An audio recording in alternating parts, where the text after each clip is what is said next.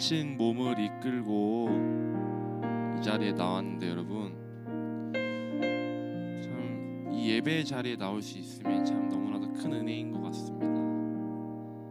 첫 번째 찬양으로 주는 사랑이십니다라는 찬양을 선택했는데요. 이 찬양을 저도 이제 수요 예배 때 처음 듣고 알게 됐는데 참 이 후렴 가사가 너무나도 와닿더라고요. 후렴 가사가 나의 모든 생각과 나의 모든 것을 드려 내 주님께 나아가기 원하네. 그때 나의 삶은 변하고 온전케 되리.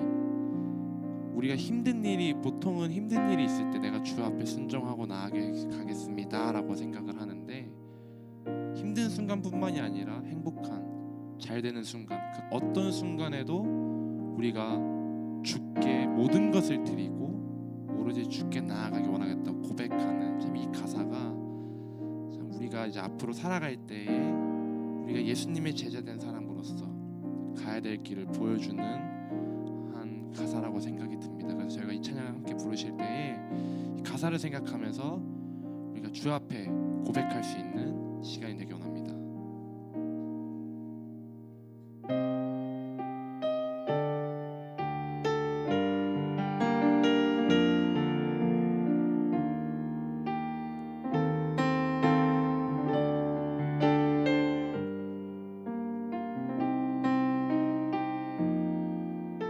나의 지친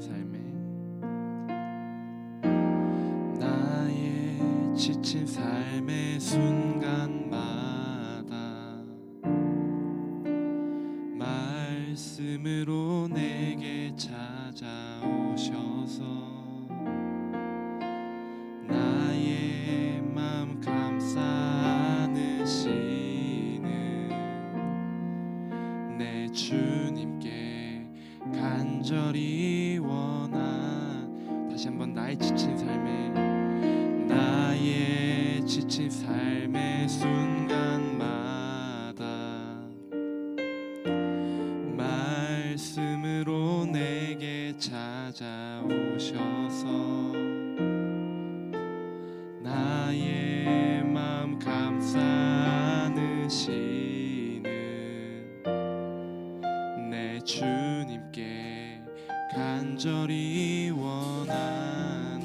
흔들리는 삶의 순간마다 말씀으로 내게 찾아오셔서 넘어지는 날 일으키시는 내 주님께 간절히 원하네. 나의 모든 생각과 나의 모든 것들여 내 주님께 나아가기 원하네. 그때 나의 삶은 변하고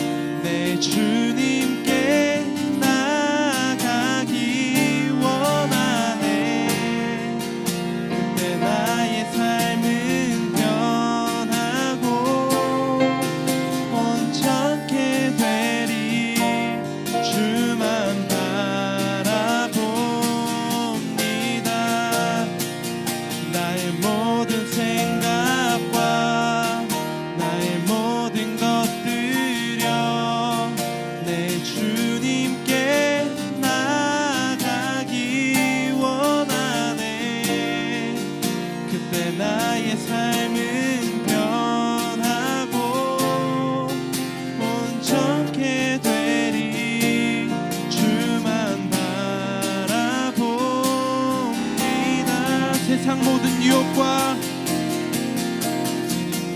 나의 짐 내려놓고 내 주님께 나아가기 원하네. 나아가기 원하네. 그때 나의 삶은 변하고 온전케 되리. 주는 사랑이십니다.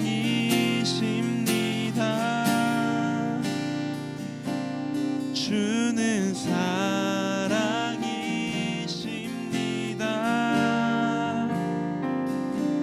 주는 사랑이십니다. 아멘.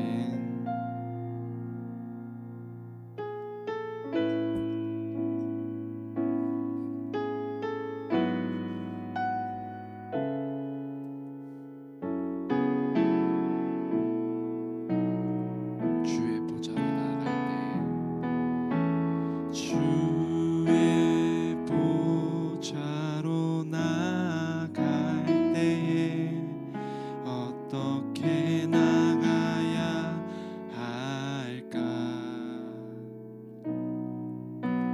나를 구원한 주의 십자가, 그것을 믿으며 가네. 주의 보좌로 나아갈 때에, 주의 보좌로 나아갈 때에 어떻게 나가야 할까?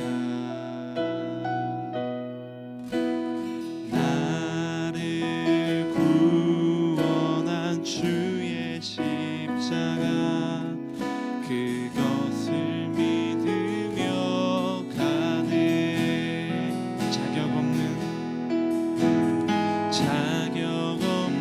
내 힘이 아닌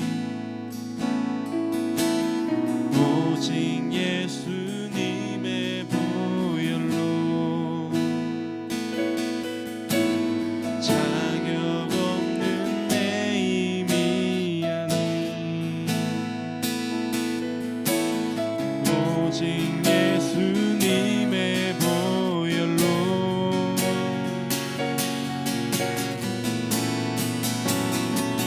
십자가의 보혈,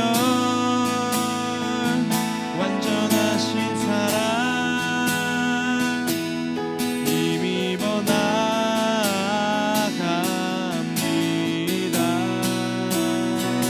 십자가의 보혈, 완전하신 사랑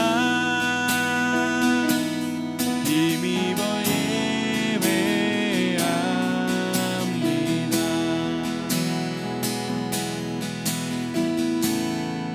주의 보좌로 나아갈 때에, 주의 보좌로 나 여전히 부족하나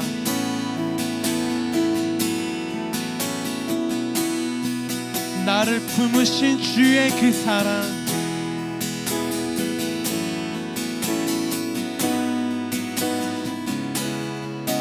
그것을 믿으며 가네. 자격 없는 내 힘이 아닌, 자격 없는 내 힘이 아닌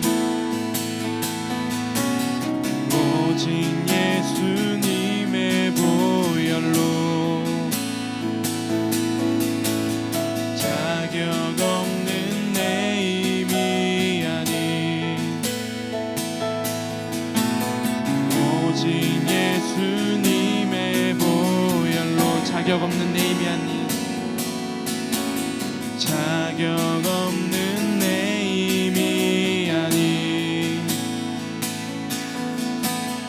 오직 예수님의 보혈로. 자격 없는 내 힘이 아닌, 자격 없는 내 힘이 아닌 오직 예수님의 보혈로. 님의 보혈로. 아멘. 십자가의 보혈, 십자가의 보혈,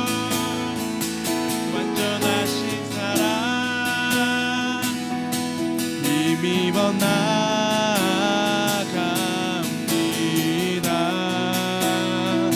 십자가에 보여 완전하신 사랑 힘입어 예배합니다.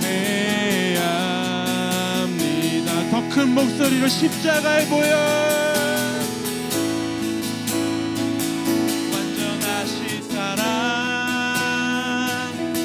힘입어 나아갑니다.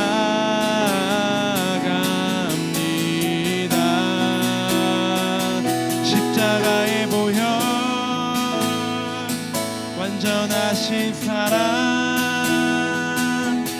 힘입어 예배합니다.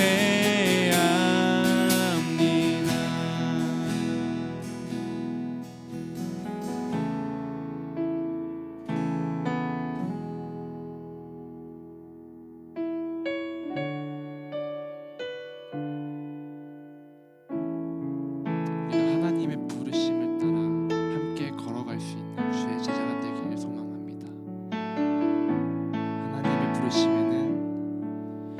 하나님의 부르심에는 후회하심이 없네.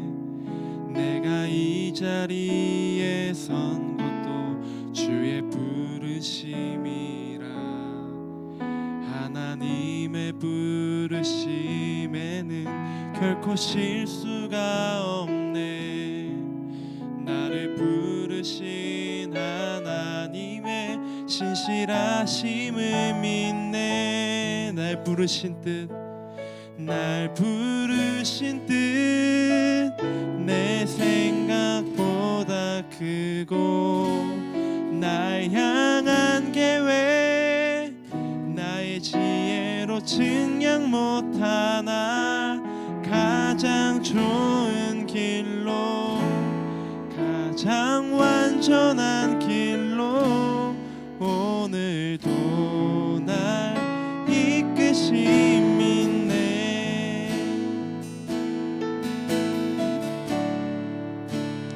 작은 나를 부르신 뜻을 나는 알 수 없지만 오직 감사와 순종으로 주의 길을 가리라. 때론 내가 연약해져도 주님 날 도우시니 주의 놀라운 그 계획을 나는 믿으며 살리.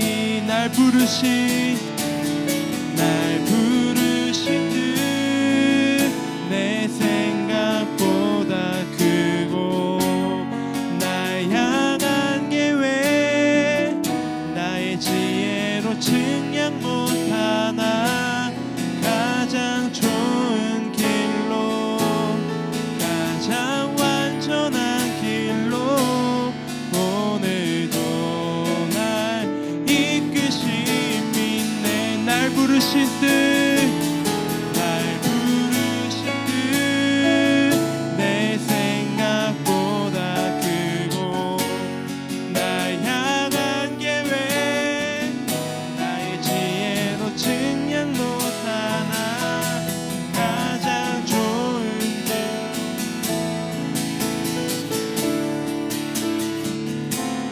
오늘도 날 이끄심이. 날 부르신 뜻 내 생각보다 크고 날 향한 계획 나의 지혜로 측량 못하나 가장 좋은 길로 가장 완전한 길로 오늘도 날 이끄심 있네.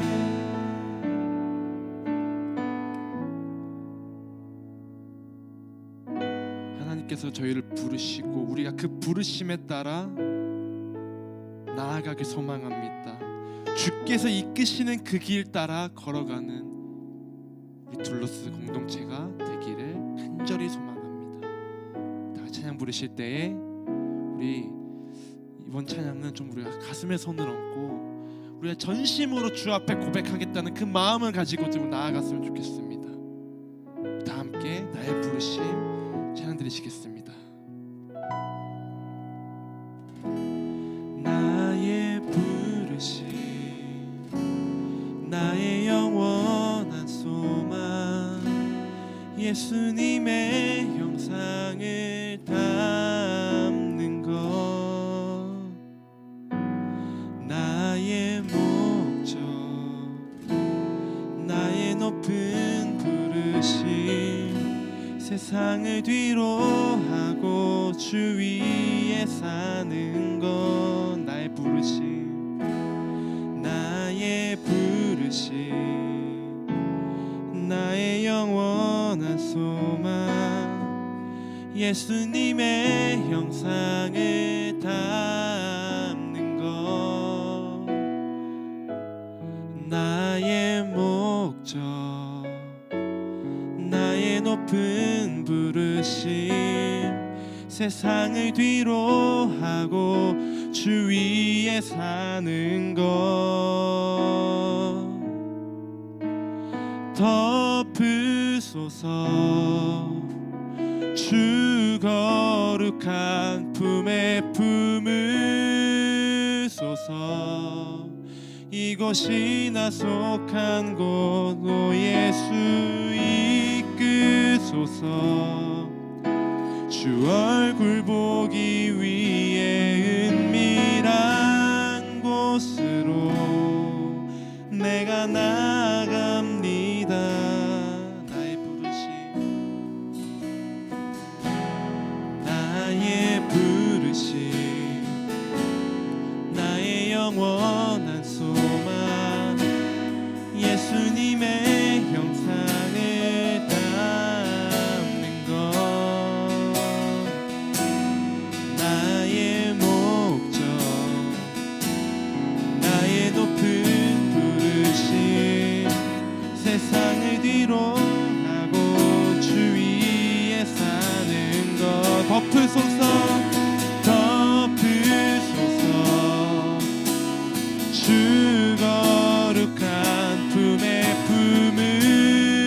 품으소서, 이곳이 나 속한 곳, 오 예수 이끄소서, 주 얼굴 보기 위해 은밀한 곳으로 내가 나아갑니다. 덮으소서 덮으소서 주 거룩한 품에 품으소서, 너희 나 속한 곳, 오 예수 이끄소서, 주 얼굴 보기 위해 은밀한 곳으로 내가 나아갑니다. 나의 부르심, 나의 부르심,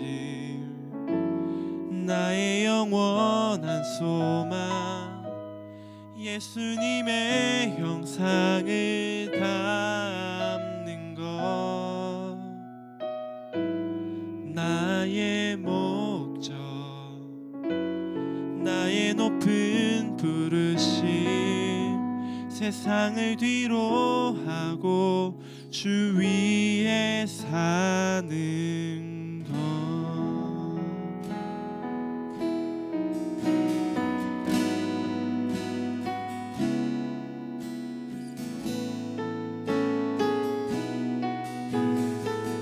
우리 한 가지만 넣고 기도할까요?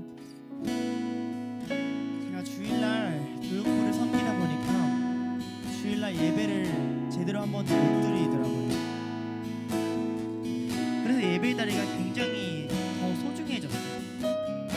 여러분 피곤할 수도 있고요, 힘들 수도 있고요. 그런데 여러분 지금 들어야 되는 건 하나님 여러분 지금 어떻게 부르고 계십니까? 뭐 들으라고 하십니까? 뭐 고백하라고 하십니까? 주님, 내가 주님 바라봅니다. 주님 보고 주님 생각하겠습니다. 주님께 집중하겠습니다. 가지만 쓰고 기도하겠습니다. 하나님, 내가 하나님 앞에 나오고 하나님 바라보겠습니다. 이 마음을 가지고 다 함께 기도하시겠습니다. 하나님, 피곤할수록 힘들수록 내가 더 일어나겠습니다. 내가 당신 바라보겠습니다. 당신 나에게 허락하신 자리니 다음 주면 다시 이 자리에 올 수도 못할 수도 있고, 시간이 지나서 내가 다시 이 자리에 설지 못할 수도 있지만, 오늘 내가 이 자리에서 당신 앞에서 당신의 부르심 앞에서 들어야 되는 말이 있다면, 주님 제가 듣겠습니다. 주님 제가 깨닫겠습니다. 주님 제가 생각하겠습니다. 주님 반응하게 도와주십시오. 매일 죽는 자처럼 살아가지 않게 하여 주시옵소서. 매일 눈먼 자처럼 살아가지 않게 하여 주시옵소서. 매일 무감각한 자처럼 살아가지 않게 하여 주시옵소서. 아니, 나의 몸을 깨워 주시옵소서. 너무 병들고 아픕니다. 너무 힘듭니다. 너무 어렵습니다. 그러나 당신 앞으로 나옵니다.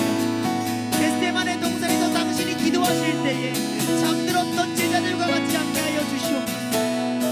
적어도 예수님이 지금 뭘 하고 계신지 바라볼 수 있게 하여 주시옵소서. 적어도 지금 이 순간 예수님이 우리 앞에 뭘 하고 계신지 기억할 수 있게 하여 주시옵소서.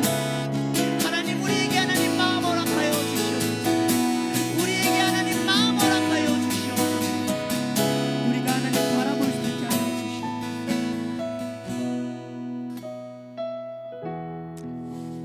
하나님 아버지, 감사합니다. 예배드릴 수 있게 하시면 감사드립니다.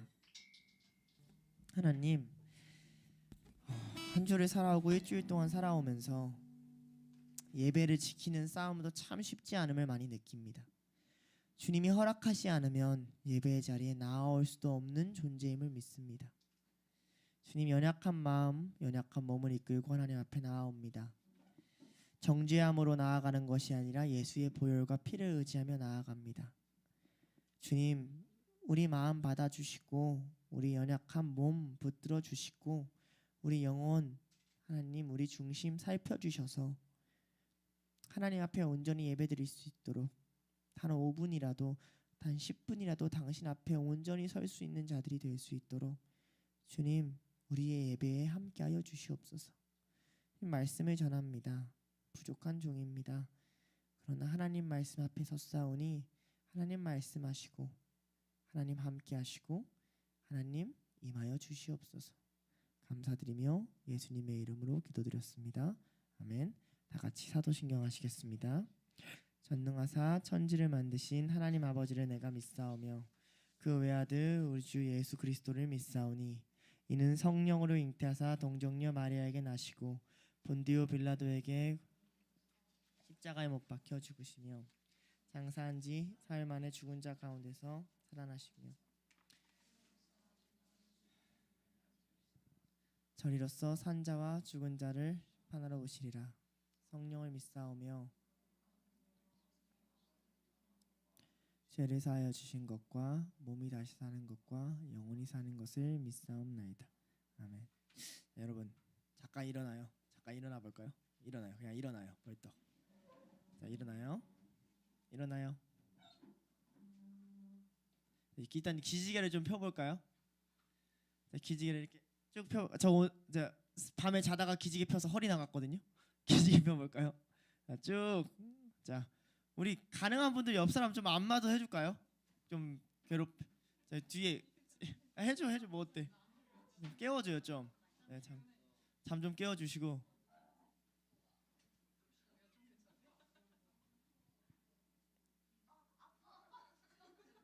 네, 여기저기서 탄식과 신음, 이 땅의 황무함을 보소서. 주님 일어나세요. 네, 네, 말씀 들어도 될까요?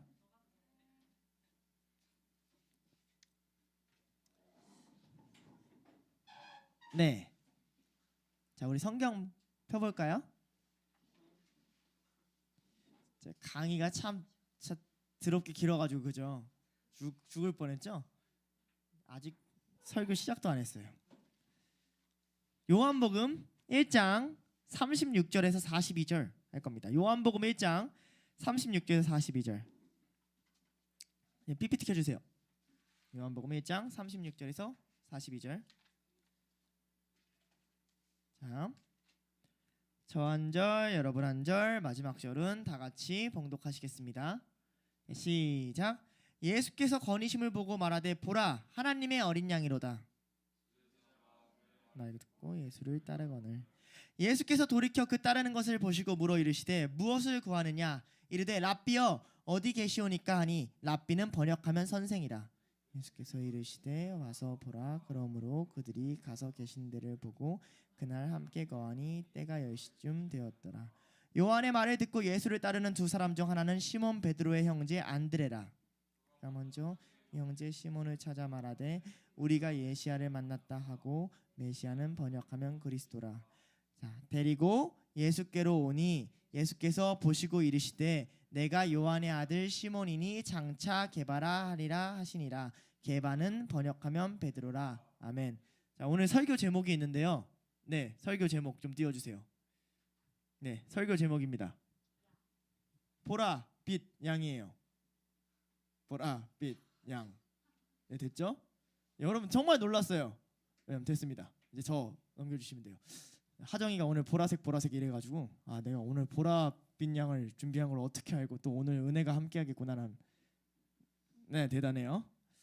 자, 여경이 보라색 입었어요 오늘은. 알겠죠? 자, 질문을 하나 할 건데 질문을 하고 제가 대답을 할 거예요. 자문자답. 여러분 우리는 왜 제자가 되려고 할까요? 라고 말하면 억울하겠죠. 설교자 지가 시켜놓고 왜 갑자기 제자가 되라고 하라니. 그죠? 억울해요? 아, 수아는 안 억울해요? 나머지 여러분들은 억울하겠죠. 아니 왜 우리는 제자가 되려고 할까요? 도대체 뭐 제자는 뭘까요? 이 제자도를 1년 동안 다룰 건데 여기서 우리가 한 가지 굉장히 중요한 거 짚고 넘어가야 합니다. 제자도를 다루면서요, 어떤 제자가 돼야지, 이런 제자가 돼야지, 저런 제자가 돼야지라고 딱 하는 순간 여러분 제자 못 돼요.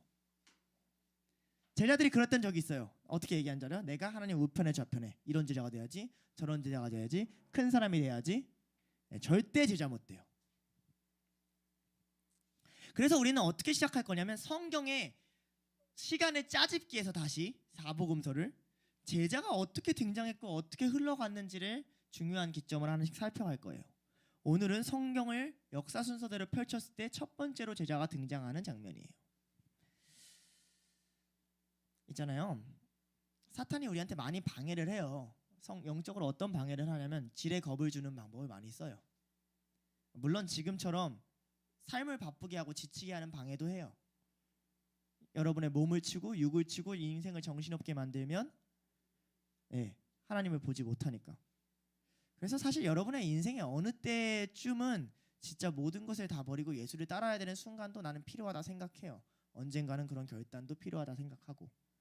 그런 방해도 하지만 또 어떤 방해도 하냐면 못할 것 같은데? 나한테 너무 부담인데? 이런 방해도 해요. 그러니까 성경 공부를 처음 시작할 때 성경 공부 안 들어오겠다는 애들이 다 그런 마음이었어요. 막상 하면 별거 아니거든요.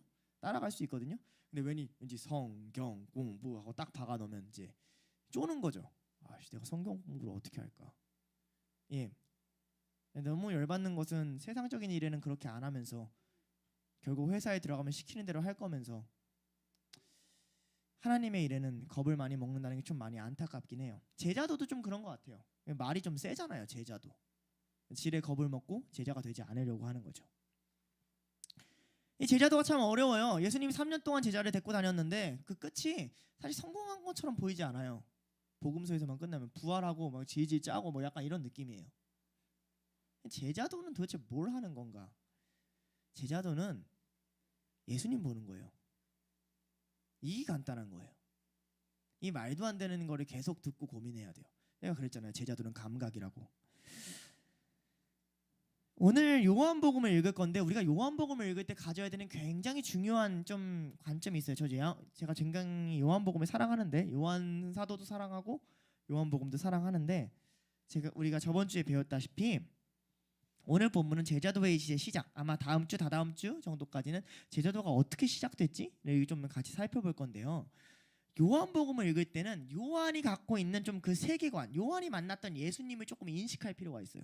요한복음이 이 글을 쓸 때 내가 말했죠. 거의 계시록과 삐까뜰 때쯤에 썼다고. 성경이 이미 다 적혔고요. 예수님에 대한 기록들이 다 있고요. 증인들은 이미 다 순교를 받았고요. 죽어가는 그 상황에서 쓰인 책이라는 거죠. 그래서 요한복음에는 다른 책이 없는 일종의 향수가 있어요. 여러분들에게 느껴지는 건 이런 거예요. 하나님, 그러니까 여러분 하나님 본 적 있어요? 없죠. 뭐 꿈에서라도 본 적 있는 사람이 있을지도 모르겠는데, 요한은 하나님을 직접 만났거든요. 근데 그 하나님이 어렸을 때 자기 10대 때 올라가셨거든요. 그걸 돌아보는 향수가 있어요. 주님 나한테 이렇게 하셨지. 그리고 다른 사도들에 대한 존중과 배려가 있어요. 그거 알아요? 요한복음에 뭐 이런 거 있죠. 예수의 손바닥을 만져봐야 내가 믿겠다. 누구죠? 도마. 요한이 기록해줘요. 빌립의 이야기 요한이 기록해줘요. 안드레가 한 일 요한이 기록해줘요. 그러니까 다른 사도들은 그렇게까지 안 챙겨요. 챙길 분위기도 아니었고 챙길 이유도 없어요. 요한은 좀 그런 게 있어요.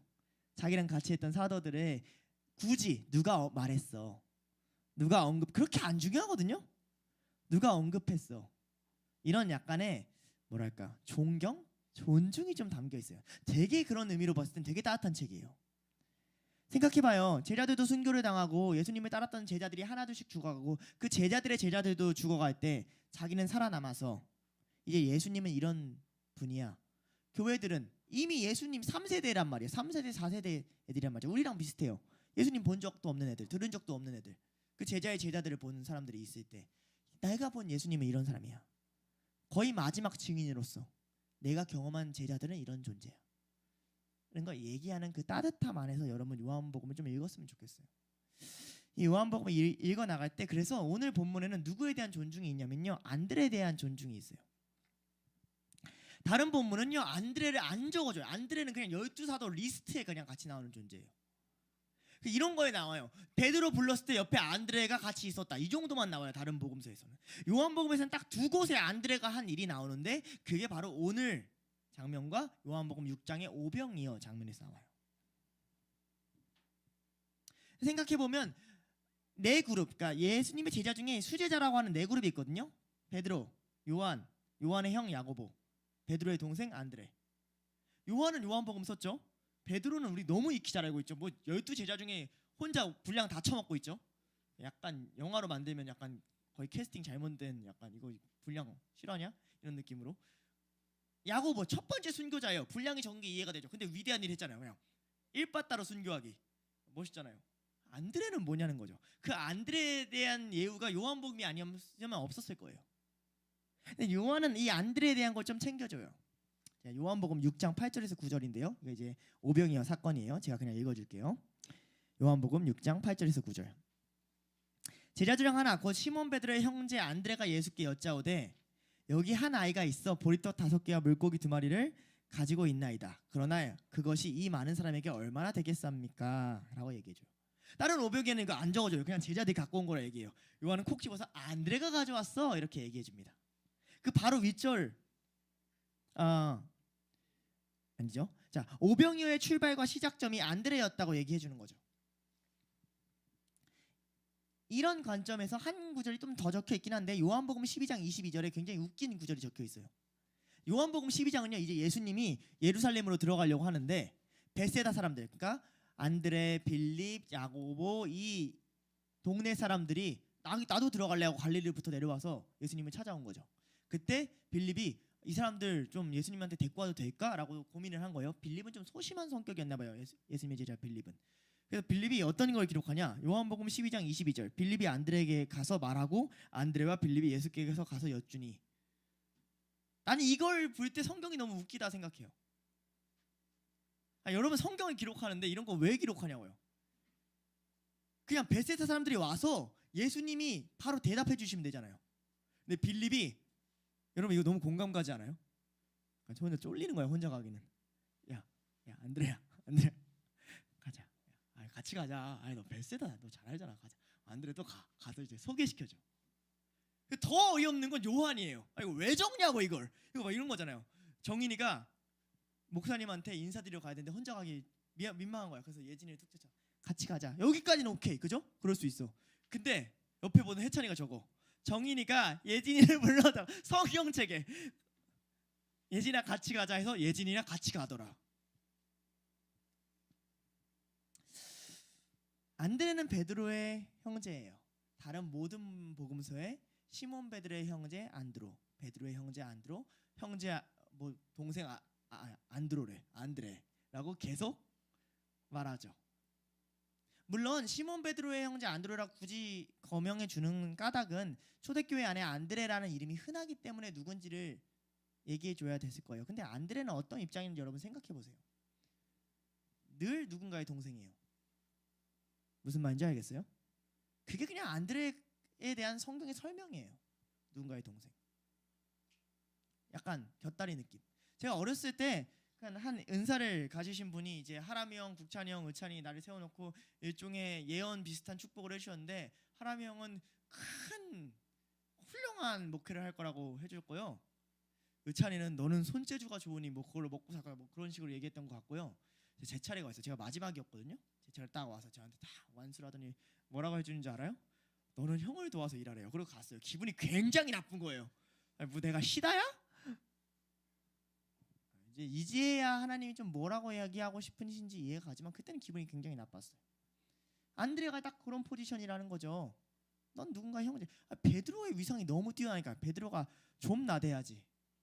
그죠? 그런데 이 베드로가 한 가장 큰 일이 뭔지 아세요?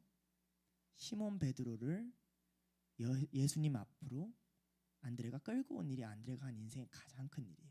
안드레는 늘 그런 존재예요. 누군가랑 같이 가지고 예수님이 오병이어도요. 예수님이 누구한테 물어본 줄 아세요? 요한복음을 보면 빌립한테 물어봐요. 빌립이랑 안드레랑 굉장히 친했던 것 같아요. 오늘 부르심에도 다음 절에 바로 빌립을 부르시거든요. 빌립 안드레 나오면 빌립 나와요. 요한복음에서는. 그래서 빌립아 어떻게 이 사람들을 먹이겠느냐 하고 사람들을 물어봐요. 빌립은 소심했다는 가정하에 깜짝 놀랐겠죠. 갑자기 정빈이한테 사람들이 몰라오는데 정빈은 소심하지 않지만 야 쟤네들 다 어떻게 먹일래? 에? 그러니까 그걸 듣고 또 센스 있는 안드레는 갑자기 어린아이를 한 명 데리고 와서 제가 가진 게 이거밖에 없네 걸로 될까요? 이제 이러고 있는 거죠. 근데 안드레가 데리고 온 걸 가지고 뭘 하죠? 오병이어를 일으켜요. 안드레가 누굴 데려오죠? 죄인 시몬 베드로를 데리고 가요. 그걸 어떻게 되죠? 그 위에 교회가 세워져요. 안드레는 이런 인도자, 통로라는 거죠. 자, 그럼 그와 동시에 누가 있냐? 그 옆에는 요한이 있어요. 안드레를 바라보고 있는. 그러니까 요한도 참 섬세한 사람이죠. 모두가 안드레를 놓칠 때 안드레가 뭘 하고 있는지 기억해주는 사람이니까. 아마도 그랬을 거예요. 왜냐하면 동업자였기 때문에 야고보, 요한, 안드레, 베드로는 굉장히 친했을 거예요. 그러니까 뭘 하고 있는 거죠? 안드레는 인도해주는 사람이고 요한은 기억해주는 사람이에요. 그냥 누구에게로 인도할까요? 예수님께로 인도를 해요. 누구를 기억할까요? 안드레를요? 아니요. 예수님을 기억해요. 이 두 사람이 처음으로 예수님의 제자가 되겠다고 따라 나온 사람들이에요. 오늘 말씀에 두 제자가 나왔다고 해요. 하나는 확실히 안드레라고 적어요. 그 다른 하나는 누구인지 알 수 없어요. 그러나 거의 90% 이상의 확률로 요한이에요. 요한은 자기 이름을 잘 감춰요. 자기 이름 잘 감춰놓고 1인칭 시점 자기밖에 알 수 없는 야 그때 10시까지 우리가 있었어 막 이렇게 글을 써요. 누가 있었다는 거예요? 지가 있었다는 거예요. 이 두 사람이 그 현장에 같이 있으면서 한 사람은 예수님께 인도하고 한 사람은 예수님을 기억하는 현장에서 오늘의 말씀이 펼쳐진다는 거죠. 그래요. 제자들의 가치는 말이죠. 여러분의 가치는 여러분들이 어떤 훌륭한 행동을 했느냐가 아니에요. 여러분이 누구에게 데리고 오느냐예요. 안드레 같은 사람이 있을 수 있어요. 물론 안드레는 뭐 전설에 의하면 전통에 의하면 끝까지 하나님의 사역을 하고 순교당한 사도이긴 해요. 그러나 적어도 성경 내부의 증언으로는 우리는 안드레 정도 일은 해줄 수 있을 것 같지 않아요? 내가 성경 공부 나왔는데 야 너 좀 또 나와라 하고 형제 좀 부를 수 있을 것 같고 정이니까 같이 가달라고 하면 옆에서 같이 가줄 수 있을 것 같고 예수님이 의찬이한테 의찬아 저기 가가지고 뭐 좀 찾아와 이런데 의찬이가 못 찾고 뛸 방에 있으면 같이 가서 찾아줄 수 있을 것 같고 그 정도는 해줄 수 있을 것 같잖아요. 근데 그게 베드로고 그게 오병이어라는 거죠. 중요한 건 그가 데리고 나오는 대상이 예수 그리스도라는 사실이지 안드레가 어떤 일을 했느냐가 아니라는 거예요. 요한이 뭘 그렇게 어린 시절을 추억한 게 중요해요. 여러분들은 어린 시절 없어요? 여러분들의 추억은 뭐 값싼 추억이고 요한의 추억은 귀한 추억이요? 네, 요한의 추억은 귀한 추억이에요. 왜요? 요한의 어린 시절에 누가 함께 했으니까? 예수님이 함께 했으니까. 이게 제자도의 핵심이라고요. 인도해도 예수가 아니면 의미가 없고 기억해도 예수가 아니면 의미가 없어요. 스승이 누군지를 바라보는 게 제자도예요. 우리는 예수를 닮아야 하지만 예수를 대신해서 구원자가 되는 존재는 아니에요. 예수를 따라가야 하지만 예수 그리스도가 이룬 것들을 우리가 다 이뤄내야 되는 존재는 아니에요. 우리는 그저 누군가를 예수 앞으로 인도하고 예수를 기억하고 예수를 재현하고 예수와 함께 가는 존재일 뿐이라는 거죠. 그럼 요한이 이 장면을 기억할 때, 이 요한복음 1장을 기록할 때 굉장히 중요한 키워드를 한 가지 끄집어내요. 요한이 좋아하는 몇 가지 단어들이 있어요. 그 중에 하나가 뭐냐면 보라예요. 보는 거예요. 보는 거. 보았어, 봤어, 뭐 과거형, 보고 있어, 봐, 뭐 여러 가지 표현으로 그냥 쓸 수 있는 보는 표현은 다 써요. 왜? 요한이 살았을 때는 증인들이 죽을 때니까. 요한은 끊임없이 얘기하는 거. 내가 진짜 봤어. 내가 봤어. 내가 하나님을 봤어. 이 얘기를 하고 싶은 거예요. 요한이 도대체 뭘 봤을까요? 도대체 뭘 봤길래 요한은 변화됐을까요? 뭘 봤길래 안드레는 변화됐을까요? 뭘 봤길래 그들은 예수님의 제자가 됐을까요? 이걸 우리가 좀 고민해야 된다는 거죠. 요한 신학의 기본이 여기 있어요. 보냐 이거예요. 빛이 어둠에 비추되 어둠이 깨닫지 못하더라. 무슨 소리예요? 못 보는구나. 여러분 성경을 볼 때 뭐가 보이십니까? 제가 성경을 볼 때 여러분들보다 더 많은 게 보일 거예요. 하나님이 보이거든요. 구약에 대한 쭉 이야기를 했어요. 구약에 대한 이야기를 하고 싶었던 걸까요? 메소포타미아에 대한 이야기를 하고 싶었던 걸까요? 아니요. 히브리인들이 만났던 하나님에 대한 이야기를 하고 싶은 거예요. 근데 문제는 이런 거죠. 하나님이 오늘 홍해를 여시고 불을 내리신다 할지어도 여러분들은 모세가 만났던 엘리야가 만났던 하나님을 만날 수가 없어요. 왜냐면 여러분들은 모세가 갖고 있던 눈을 엘리야가 갖고 있던 눈을 갖고 있지 않기 때문에 그래요. 여전히 21세기의 과학적 사고에 찌든 누군가의 눈으로 그걸 바라볼 거예요. 요한은 도대체 뭘 봤을까요?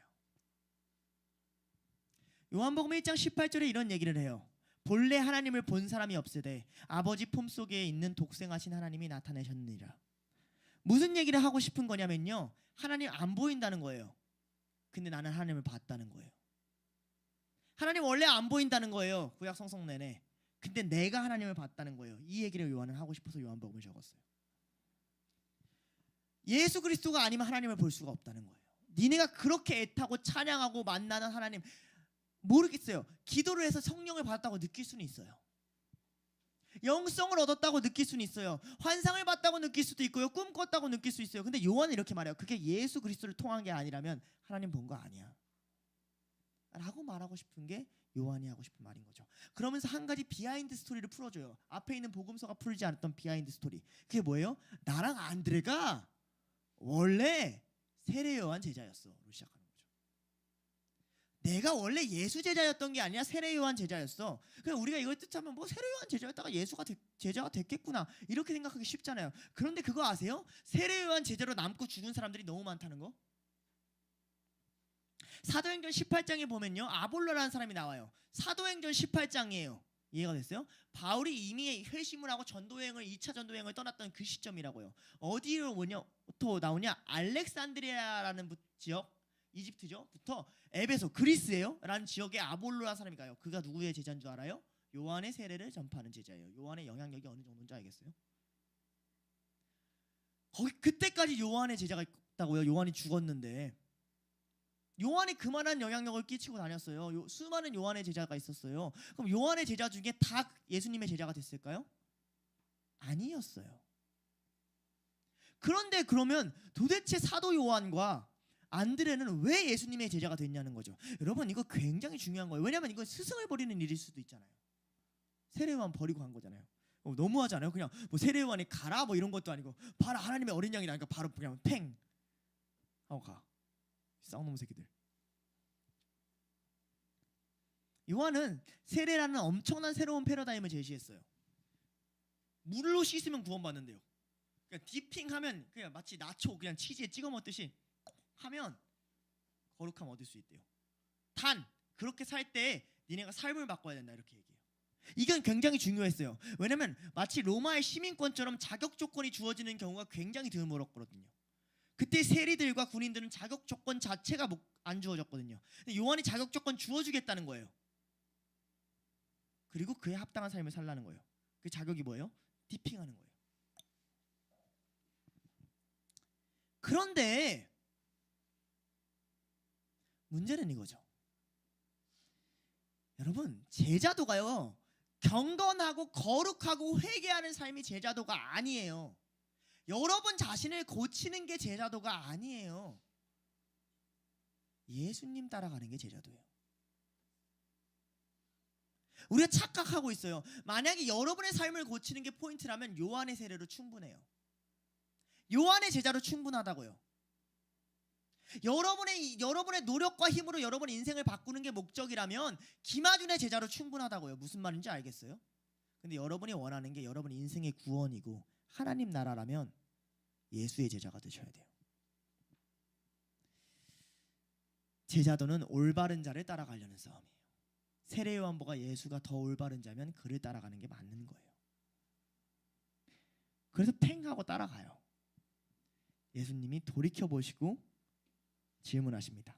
사복음서 내내 신약 성경 내내 돌이켜보고 예수님이 질문하실 때는 중요한 시점에서만 그래요. 그러니까 예수님이 가는 행성지를 바꿀 만한 어떠한 그 사건이 포착된 거죠. 혈루병 여인이 막 붙잡는다던가. 그래서 그 사건이 이제 여기 기록된 거예요. 주시하시는 거죠. 이 사건이 언제 쓰이냐? 누가복음 22장 61절 읽어드릴게요. 주께서 돌이켜 베드로를 보시니 베드로가 주의 말씀 곧 다구이기 전에 내가 3번 나를 부인하리라 하신 말씀이 생각나서. 느낌 알겠어요?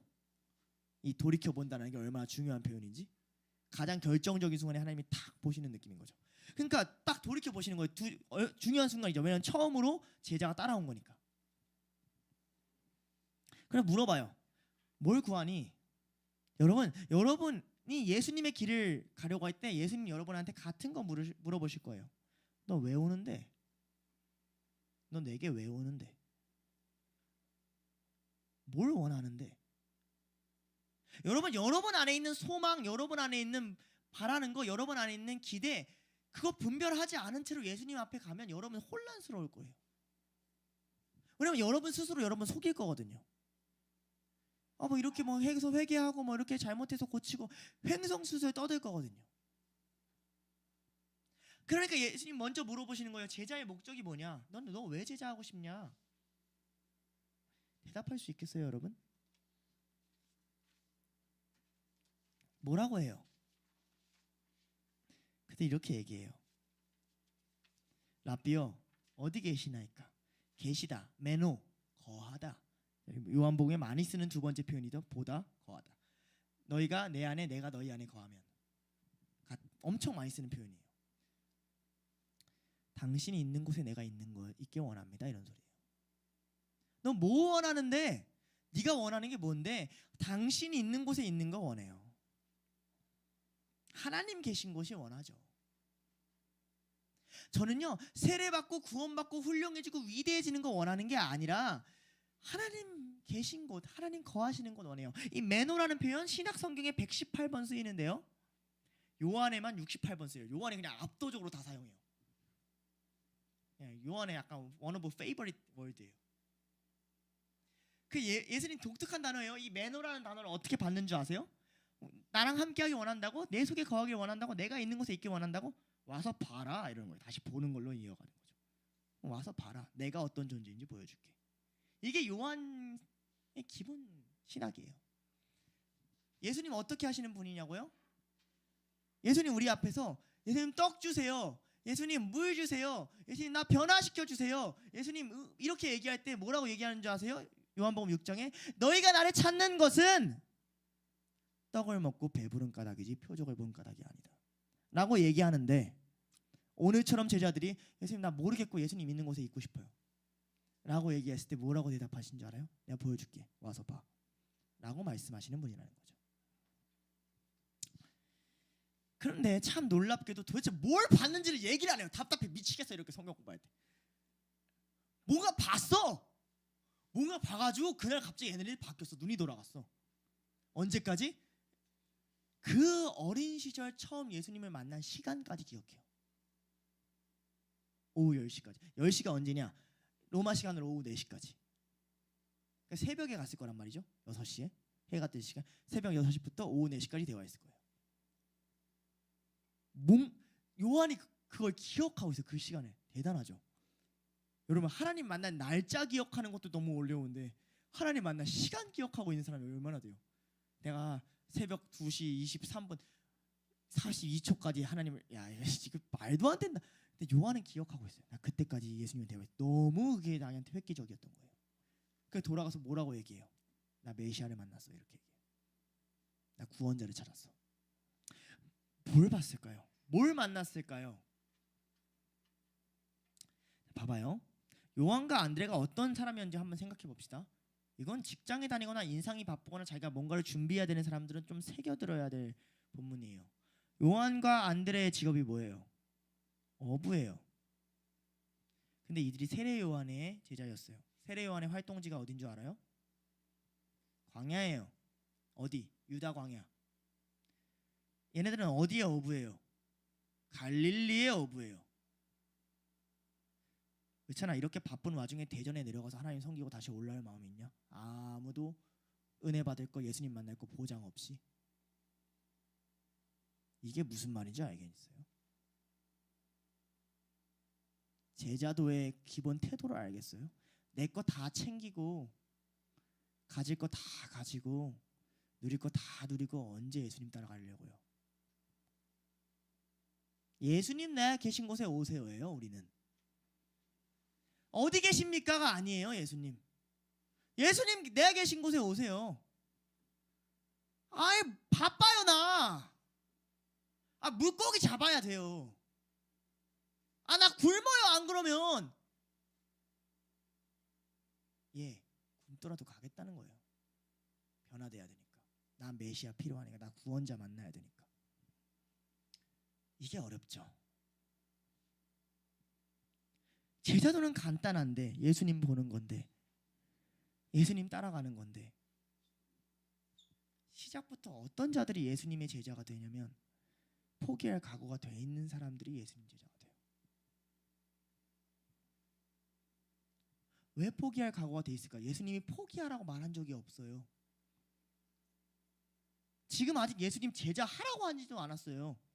지네들이 먼저 따라갔어요. 그죠? 근데 수제자 그룹에 들어갔잖아요. 얘네들 특징이 뭐예요? 간절함이 다른 거예요. 목적이 다른 거예요. 교회 안에 아니 심지어 둘로스 안에도 하나님 나라에 못 들어가는 사람이 있을 거라는 상상해 보셨어요? 두렵지 않으세요? 여러분은 메시아를 만났습니까? 여러분은 예수가 구원자이십니까? 아니면 어디 그냥 듣기 좋은 스승입니까? 세례요한 정도만 해도 위대한 스승이잖아요. 그죠? 만족이 안 되는 거예요. 근데 예수를 보니까 이제 알겠는 거예요. 내가 어디에 거해야 할지, 뭘 따라가야 할지. 이게 제자도예요. 생업을 다 때려쳐라, 가난하게 살아라 이런 얘기가 아니에요. 여러분 소원이 뭐냐고요? 여러분 소망이 뭐냐고요? 오늘 예수님이 길을 가다가 따라온다는 제자도 하겠다는 우리들을 돌이켜보시고 동일하게 물어보실 때 무엇을 구하느냐? 요한과 안드레처럼 대답을 할 수 있겠냐고요. 이게 굉장히 중요한 기점이에요. 그가 계신 곳에 함께하는 것, 이게 우리가 해야 될 첫 번째 자기 부인인 거죠. 놀랍게 말씀이 벌써 결론 파트에 다다랐어요. 할렐루야, 아멘. 아멘 소리가 큰 것 같아요. 자, 이제 안드레와 요한이 뭘 봤을까요? 이 얘기를 하고 마치려고 해요. 도대체 안드레와 요한이 본 것은 무엇일까? 요한은 힌트를 숨겨놨어요. 볼게요. 뭘 봤다 그랬죠? 우리가 메시아를 봤다 그랬어요. 우리가 구원자를 봤다 그랬어요. 그러니 이 말은 이런 소리예요. 내가 구원자를 너무 만나고 싶어서 광야에도 나갔고 세례받는 자리에 나갔는데 거기 뭐가 없었다는 거예요. 메시아가 없었다는 거예요. 그런데 예수 그리스도를 보니까 메시아를 만났다는 거죠. 그런데 아까 전에 말했다시피 도무지 뭘 봤는지 얘기하지 않아요. 다만 요한이 말하려고 하는, 표현하려고 하는 방식이 조금 다른 방식으로 얘기해요. 메시아가 뭐예요? 그들이 찾던 구약 율법의 완성이에요. 이스라엘이 그렇게 미치도록 싸워서 찾고자 했던 하나님이에요. 그렇게 모든 우상을 타파해서라도 만나고자 했던 그 한 분이에요. 제발 하나님 살아계시면 나타나달라고. 이렇게 우리가 하나님 간절히 구하니까 제발 하나님 살아계시면 이 땅에 임해달라고. 그게 구원자예요. 요한복음 1장 29절에 세례 요한이 예수님을 딱 보고 이렇게 얘기해요. 이튿날 요한이 예수께서 자기에게 나아오심을 보고 이르되 보라 세상 죄를 지고 가는 하나님의 어린 양이로다. 오늘 본문에 1장 36절에 예수께서 건이심을 보고 말하되 보라 하나님의 어린 양이로다.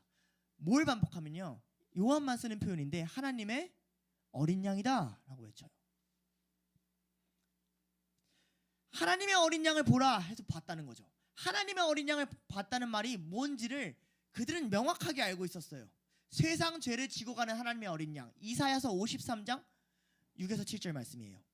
우리는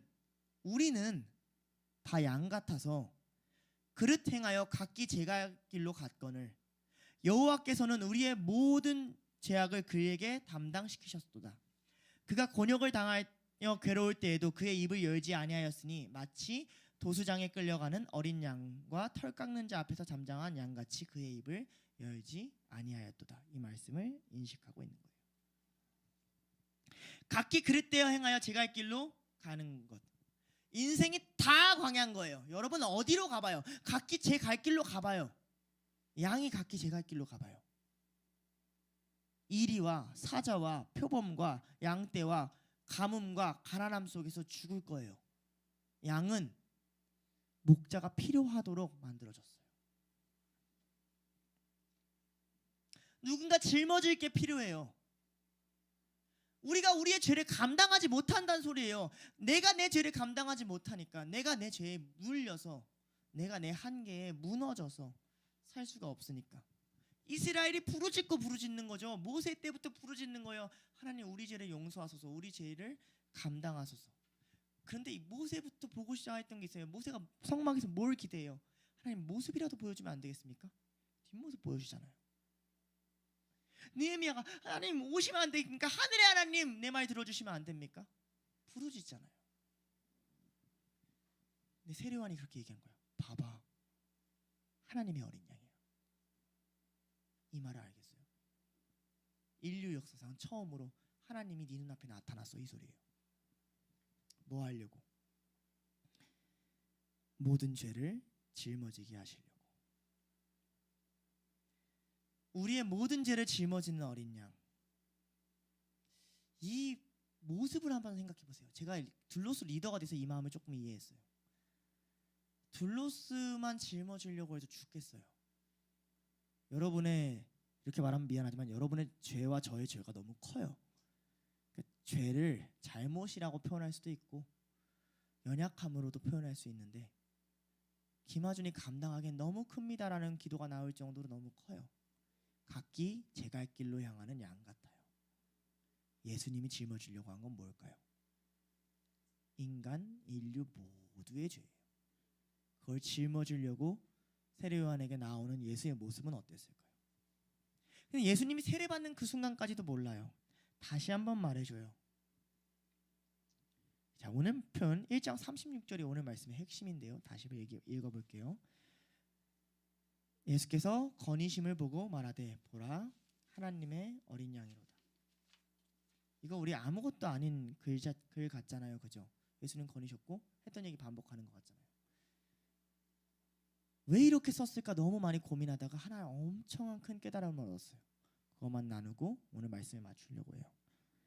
요한복음 1장 1절에 요한이 이렇게 시작합니다. 태초에 말씀이 계시니 말씀이 하나님과 함께 계셨고 말씀이 곧 하나님이시라. 태초에라고 시작했어요. 요한은 지금 요한복음을 진행할 때 뭐를 염두에 두고 글을 쓰고 있죠? 창세기를 염두에 두고 글을 쓰고 있어요. 어린 양을 만나고 싶은 마음이 중요해. 아까 전에 말한 것처럼 세례요한처럼 회개받고 내가 고치고 내가 잘나는 게 아니라 하나님의 구원자 태초부터 이 땅을 만드신 그분 만나는 게 중요해 라고 얘기를 하는 거죠. 다른 복음서에는요 예수님이 이렇게 등장하고 거니시는 본문은 이렇게 안 적어요. 마태복음 4장 23절과 마가복음 1장 15절을 읽어드릴게요. 예수님이 등장했어요. 이렇게 얘기해요. 예수께서 온 갈릴리에 두루 다니사 그들을 회당에서 가르치시며 천국 복음을 전파하시며 백성 중에 모든 병과 약한 것을 고치시니. 다니시고 고치시고 일하시는 걸 포커스를 맞춰요. 마가복음 이르되 때가 찼고 하나님 나라 가까이 왔으니 회개하고 복음을 믿으라. 그의 메시지와 그의 선포를 해요. 아마 이 장면이었을 거란 말이죠. 그가 회당마다 다니시면서 천국 복음을 전파하시는 그 장면이었을 거란 말이에요. 근데 그걸 싹 다 지우고 뭐라고 해요? 건의심을 보고 말하되 하나님의 어린 양이로다. 자, 하나님의 어린 양은 아까 뭐랑 관련 있어요? 우리의 죄와 관련이 있어요. 그죠? 자, 창세기에서 죄가 나오는 게 몇 장이에요? 창세기 3장입니다. 1장에 천지 창조하시고 2장에 에덴 동산 선악과 아담과 하와, 그리고 3장에 드디어 타락을 해요. 인류가 죄를 지어요. 그죠? 아담과 하와가 뱀의 꼬임에 넘어가요. 하나님이 아니고 다른 것의 음성을 들어요. 하나님을 반역해요. 그때 하나님이 어떤 모습으로 등장했는 줄 알아요? 이건 펴봐야 돼요. 창세기 3장 8절.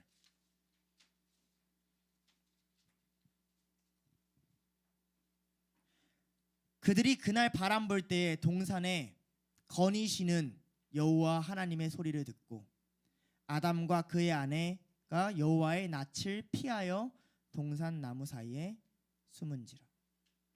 여기서 이 거니시는 이란 단어가 한국말만 똑같은 줄 알고 히브리어와 헬라어 사전을 찾았더니 둘 다 두 발로 걸어가다라는 뜻이에요. 동일한 의미예요. 요한이 창세기를 염두에 두고 썼고 의도적으로 다른 복음서랑 다르게 예수께서 한 행적을 다 지우시고 하나님의 어린 양, 세상 죄를 짊어지고 가는 하나님의 어린 양, 그 뒤에서는 거니시는 하나님의 어린 양이라고 했다면 창세기 3장을 염두에 뒀다고 볼 수가 있죠. 우리가 죄를 졌어요. 어떻게 됐을까요? 하나님이 거니시는 소리만 듣고도 피해요. 하나님이 다가오는 소리만 듣고도 무서워해요. 어쩔 줄을 몰라 해요. 인간이 맨 처음 죄를 졌을 때 반응이에요.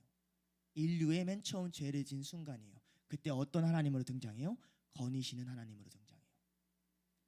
그 거니시는 하나님이 이제 요한 앞에 나타난 사건이에요. 너희의 모든 죄를 감당하려고. 아담이 지은 죄부터 인류 마지막 죄까지 감당하려고. 마치 에덴 동산에서 인류가 죄를 지었을 때 그 앞에 나타나신 것처럼. 그러나 보지 못했죠, 하나님을. 왜? 숨으니까. 이제는 보지 못하는 자도 보게 하려고 내가 너희 앞에 왔어 라는 말을 요한은 하고 싶은 거예요. 내가 본 하나님을 알아? 내 앞에 거닐고 계신 그 예수 그리스도를 알아? 이 인간이 타락했을 때 그 앞에 거니셨던 하나님을 내가 봤어. 창세기라는 허구맹랑한 옛날에 쓰여졌던 말씀이 아니라 내 삶 속에서 그걸 내가 봤다고. 내 앞에서 너의 죄를 감당하시는 예수가 있었어. 그러니 안드레는 베드로에게 달려가는 거예요. 메시아를 만났어. 이게 제자도의 시작입니다, 여러분.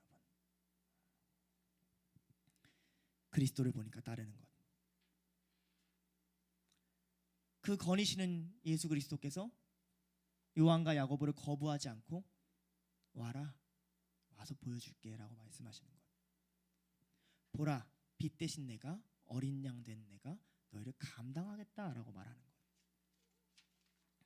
여러분,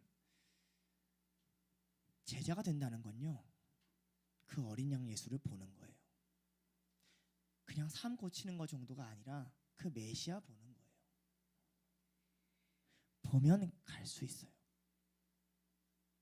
보고 싶어 해야 돼요, 하나님. 하나님 보고 싶어 해야 된다고요. 하나님 그리워해야 돼요. 하나님 만나고 싶어 해야 돼요. 그래야 그 소원에 따라 우리가 하나님 보고 싶어요 하고 따라갔을 때 하나님 드디어 보여주신다고요.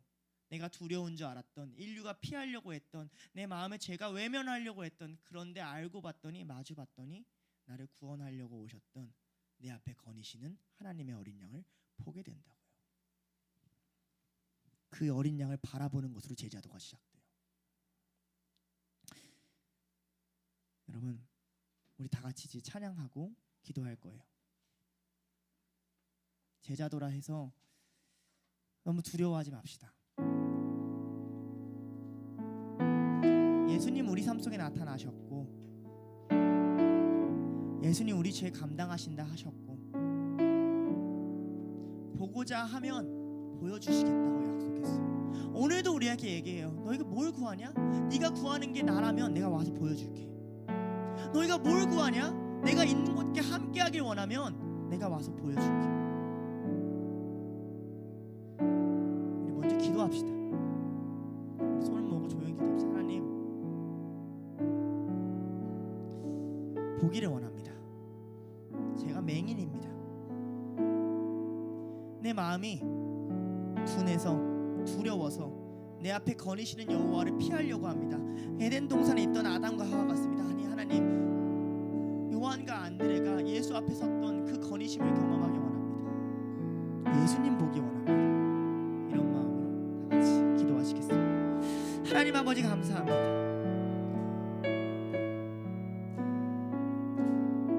우리 앞에 걸어와 주셔서 감사합니다.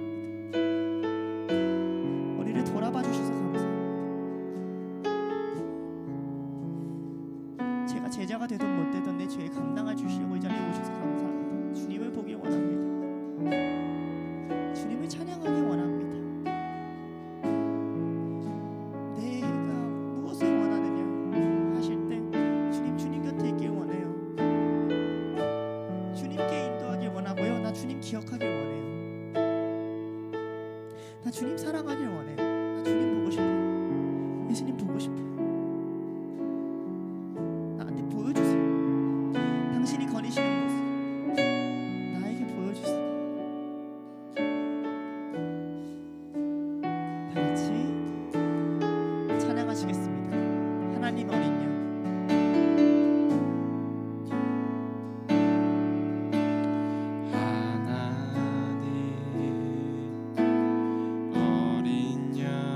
독생자 예수 독생자 예수 날 위해 죽으신 주님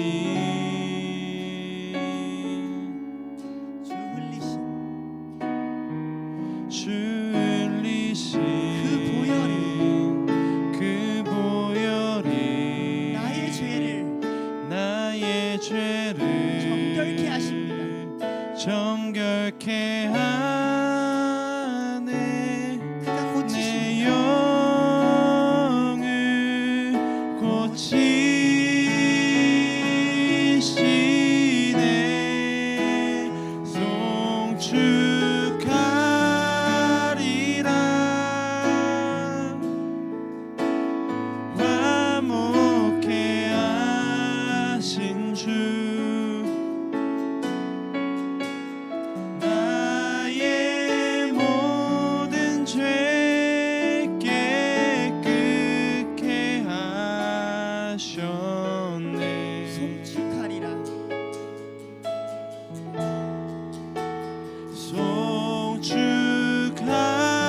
송축하리라 귀하신 어린 양 귀하신 어린 양 모두 절하고 모두 절하고 모두 외치리라 처음부터 다시 고백할까요?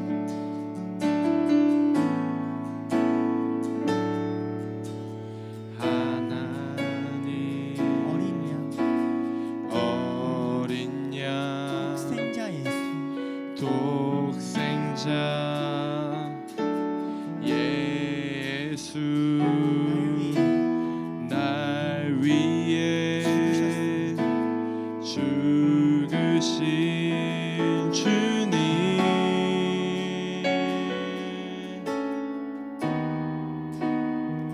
주 흘리신 그 보혈이 나의 죄를 정결케 하십니다. 정결케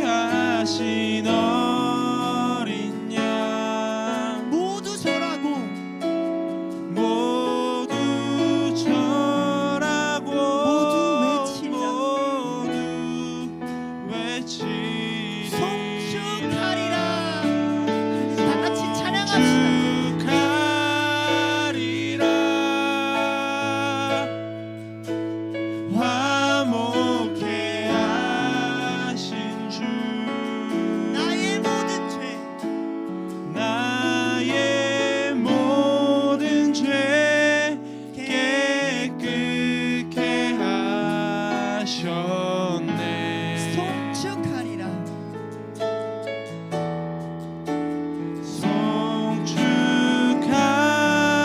송축하리라 귀하신 어린 귀하신 어린 양 양 모두 절하고 모두 절하고 모두 외치리라.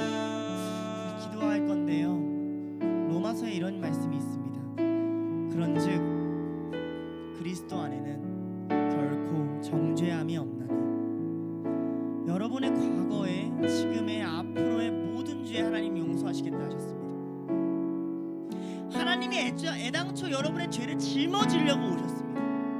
여러분 완벽하게 살려는 거 아니에요. 여러분 오늘 죽어도 하나님 곁에 있을 수 있도록 하나님 이 땅에 오신 거거든요. 왜 자꾸 요한의 세례만 받으려고 합니까? 왜 자꾸 여러분만 완벽해지고 돌이키려고 합니까? 요한의 세례를 넘어가서 예수님 보길 원합니다. 완벽하지 않아도 돼요. 은혜로 살아나는 곳을 가길 원합니다. 내가 메시아를 맞다고 말하는 곳에 가길 원합니다. 왜 내 입으로 살아나려고 합니까? 하나님의 능력으로 사셔야죠. 하나님의 입으로 사셔야죠. 하나님 내가 은혜로 살겠습니다. 완벽하게 살지 않겠습니다. 나의 죄 하나님 짊어지셨습니다. 당신 찬양하며 살겠습니다. 영원히 당신 찬양하겠습니다. 이런 마음을 가지고 다 같이 기도하시겠습니다. 하나님 아버지 감사합니다. 아직도 요한의 세계에 머물러 있는 요한의 제자에 머물러 있는 그런 자들이 되기 원치 않습니다.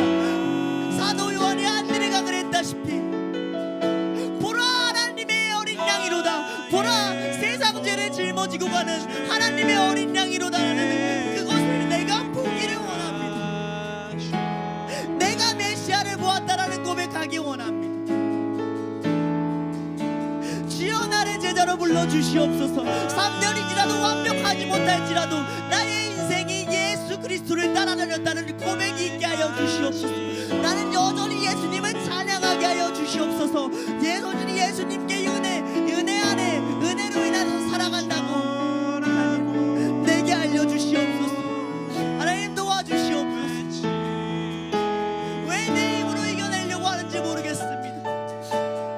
하나님 은혜로 살아갑니다. 하나님 찬양하기 원합니다. 나 영원히 하나님 찬양하기 원합니다. 나의 모든 것 나의 영혼까지 내 영생까지 모든 것 당신이 통치하십니다.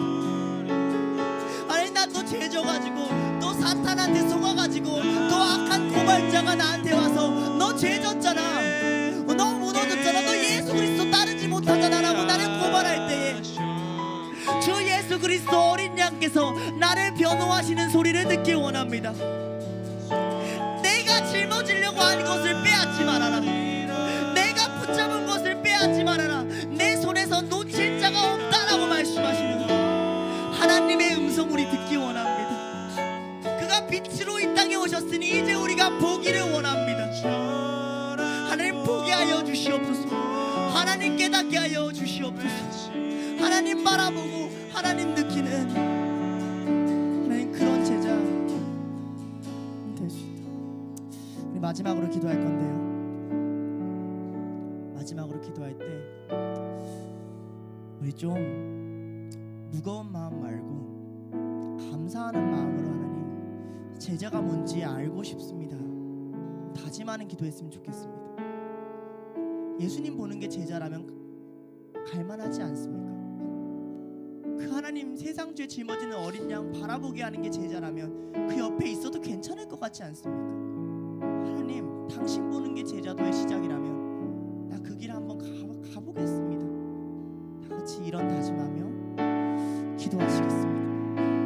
하나님 아버지 나의 눈을 들어 나의 영을 들어 그냥 감정적으로 그냥 내 안에 확신에 가득 차서 가는 게 아니라 요한이 그렇게 시간이 지나서까지도 정확한 시간 내가 10시까지 당신을 봤어, 안드레가 그렇게 확신에 차서 내가 메시아를 봤어라고 말하는 그 바라봄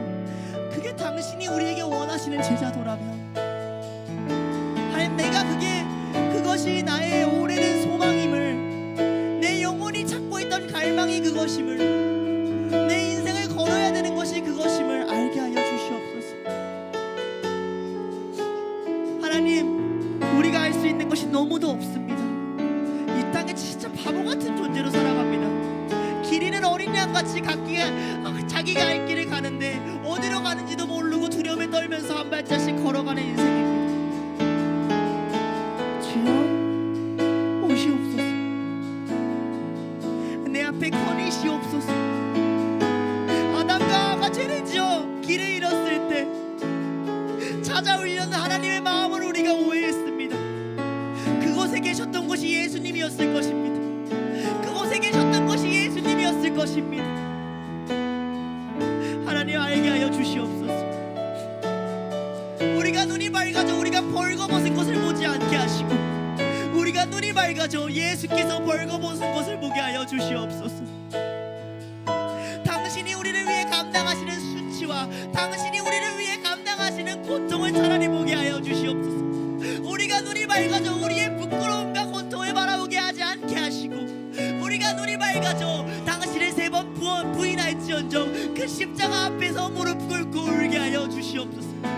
우리는 훌륭한 제자가 되지 못할 것 같습니다 하나님. 그러나 당신의 제자는 되고 싶습니다. 우리는 위대한 제자가 되지 못할 것 같습니다. 그러나 예수의 제자는 되고 싶습니다. 주여 살아계신 하나님이시여 보게 하여 주시옵소서.